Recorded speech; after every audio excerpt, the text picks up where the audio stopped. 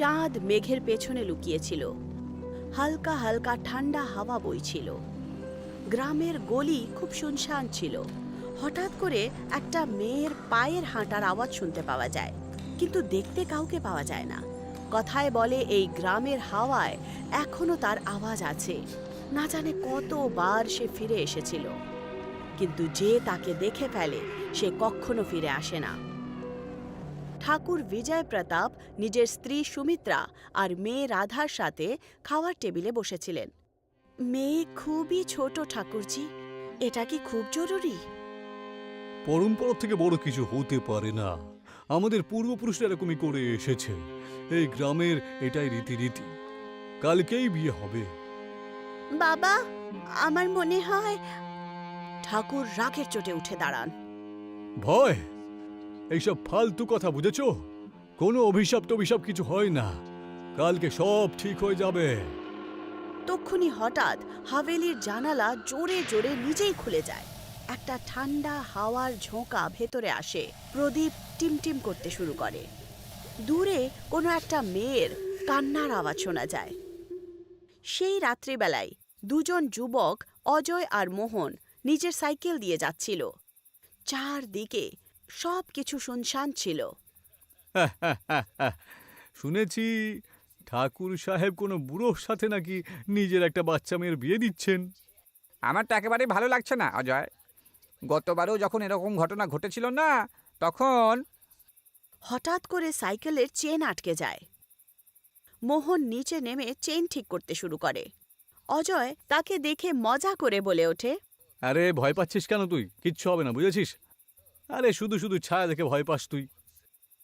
যেই মাত্র মোহন মাথা তোলে, তার পেছনে একটা কিছু হয়। তখন অন্ধকারে একটা মেয়েকে দেখতে পাওয়া যায়। চুল এলোমেলো আর খুব ভয়ঙ্কর চোখ। অজয় পেছনে তাকা।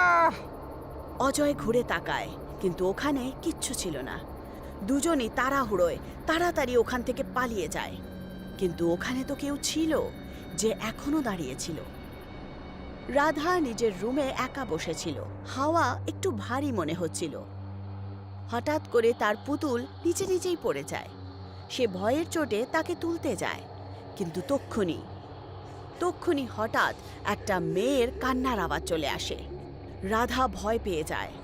সে আস্তে আস্তে ঘুরে তাকায়, কিন্তু কেউ ছিল না। হঠাৎ করে জানালা থেকে একটা ছায়া ভেতরে আসে। সেই কালো চুলে একটা ঢাকা মুখ দেখতে পায়। পালিয়ে যা, তোর বিয়ে হবে না। রাধা চিৎকার শুরু করে। দরজা খুলে যায় আর সুমিত্রা ভেতরে চলে আসে। কি হয়েছে সোনা?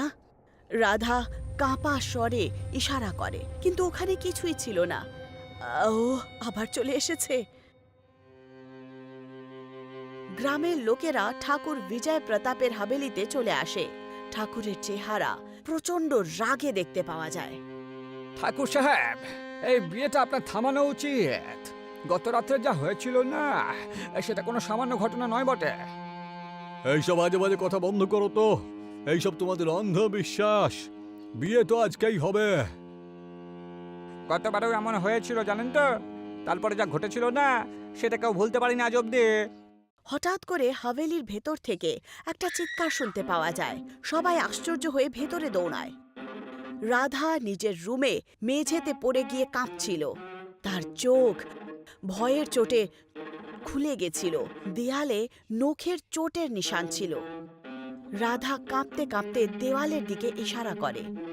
দেয়ালে লাল রঙে লেখা ছিল, এই বিয়েটা হবেই না। ঠাকুরের চেহারা শক্ত হয়ে যায়। উনি মুঠো ভিজে নেন। যত সব আজে বাজে কাণ্ড। কোনো গ্রামের ছেলে হয়তো ভয় পাওয়ানোর চেষ্টা করছে। বিয়েটা হবেই, আর আজকেই বিয়ে হবে। হ্যাঁ। গ্রামের বয়স্ক লোকেরা মন্দিরে ছিল। একজন বয়স্ক পূজারী, পণ্ডিত সোমেশ্বর, গম্ভীর চেহারা নিয়ে বসেছিলেন। পণ্ডিত মশাই, এটা কোনো সামান্য ব্যাপার নয়, কিন্তু যখনই কোনো নাবালিক মেয়ের বিয়ে দেওয়া হয় না, কিছু না কিছু দুর্ঘটনা অবশ্যই ঘটে বটে। পণ্ডিতের চোখে ভয় চলে আসে। তার কারণ এটা বিয়ে নয়, এটা বলি। গ্রামবাসীরা অবাক হয়ে যায়। রাত্রিবেলা হাভেলিতে বিয়ের তৈয়ারি চলছিল। রাধা বউয়ের সাজে সেজে বসেছিল, কিন্তু তার চোখে ভয় পরিষ্কার দেখতে পাওয়া যায়। তক্ষুনি দরজায় ধামাকা হয়, পুরো মণ্ডপে সবকিছু শান্ত হয়ে যায়। একটা ভয়ঙ্কর তীব্র হাসি উঠে যায়। এই তো, ও চলে এসেছে। ঠাকুর তলোয়ার তুলে নেয় আর চিৎকার করেন, কে? সামনে আয়।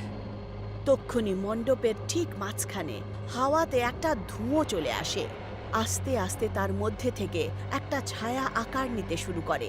একটা মেয়ে, এলোমেলো চুল, লাল লাল চোখ, চেহারা জ্বলন্ত, তার চোখ দিয়ে রক্ত বইছিল। আমি বলেছিলাম এই বিয়েটা হতে পারে না। হঠাৎ করে ঠাকুরের শরীর যেন কঠোর হয়ে যায়, ওনার চোখ ওপরে উঠে যায়, উনি কাঁপতে কাঁপতে মেঝেতে পড়ে যান। ঠাকুরজি, আমি বলেছিলাম এই বিয়েটা হবে না। কে তুমি? কারণ আমি সেই যাকে এই হাভেলি খেয়ে ফেলেছিল, যাকে জোর করে বিয়ে করিয়ে মৃত্যুর হাতে দিয়ে দেওয়া হয়েছিল। হাভেলি আগের মতোই ভব্য ছিল, মণ্ডপ সেজে গেছিল, যেখানে একটা 14 বছরের শান্ত মেয়ে বসেছিল। তার নাম গৌরী ছিল। চোখে ভয় আর চেহারায় অসহায়তা পরিষ্কার দেখা যাচ্ছিল। মা, আমাকে পাঠিও না, আমি তো এখন ছোট। আমাদের কাছে আর কোনো রাস্তা নেই বাবু, ঠাকুর সাহেবের হুকুম রয়েছে। ঠাকুর বিজয় প্রতাপের বাবা ঠাকুর রণবীর সিং মণ্ডপের কাছেই দাঁড়িয়েছিলেন। ওনার আঁখে ক্রূরতা দেখতে পাওয়া যায়। উনি পূজারীকে ইশারা করেন। বিয়েটা শুরু করে দাও। পূজারী মন্ত্র পড়তে শুরু করেন। গৌরী কাঁপতে কাঁপতে বসেছিল। তক্ষুনি হঠাৎ করে তার শ্বাস তীব্র হয়ে যায়, সে কাঁপতে কাঁপতে পড়ে যায়, আর তার হাত থেকে একটা বিষের শিশি পড়ে যায়। গৌরী শরীরে ঝটকা পেতে শুরু করে, তার চোখ ওপরে উঠে যায়। তক্ষুনি ঠাকুর রণবীর সিং রাগের চোটে চিৎকার করেন, এই পাগলটাকে তোলো, মনে হচ্ছে ও বিষ খেয়ে ফেলেছে, কিন্তু তাও ওর বিবাহ সম্পন্ন করতেই হবে। এটা আমাদের পূর্বপুরুষের রীতিনীতি, বুঝেছ?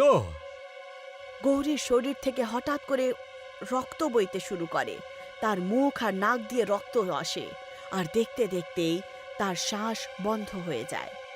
মণ্ডপে রক্ত ছড়িয়ে পড়ে। আরে আরে, কি হয়ে গেল দেখো, কি হলো? গৌরীর শরীর সাদা শাড়িতে ঢেকে হাভেলির কুয়োতে ফেলে দেওয়া হয়। সব কিছু চুপচাপ হয়ে যায়। রাধা আর বাকি গ্রামবাসীরা এই ফ্ল্যাশব্যাক নিজের চোখের সামনে গৌরীর অতীতে দেখছিলেন। এখন বলো, এই বিয়েটা হবে? আমি অনেক বড় ভুল করে ফেলেছি, এখন তোমাকে আমি ন্যায় বিচার দেবই। গৌরী দিদি, আমি তোমার মতো মরতে চাই না, আমি এই অন্যায়ের বিপক্ষে যাবই। হ্যাঁ হ্যাঁ, আমি মুক্ত। হঠাৎ করে হাভেলিতে আলো ছড়িয়ে পড়ে, আর গৌরীর আত্মা আকাশের দিকে বিলীন হয়ে যায়। হাভেলি এখন একদম শান্তিতে ডুবে যায়। গ্রামের লোকেরা এখন নাবালিকের বিয়ের প্রতিরোধ করতে শুরু করে। আজ থেকে কোনো মেয়ের এই গ্রামে ইচ্ছের বিরুদ্ধে বিয়ে দেওয়া হবে না, ব্যাস। গৌরী দিদি, এখন আর কোনো মেয়ে তোমার মতো মরবে না গো, এটা আমার প্রণ।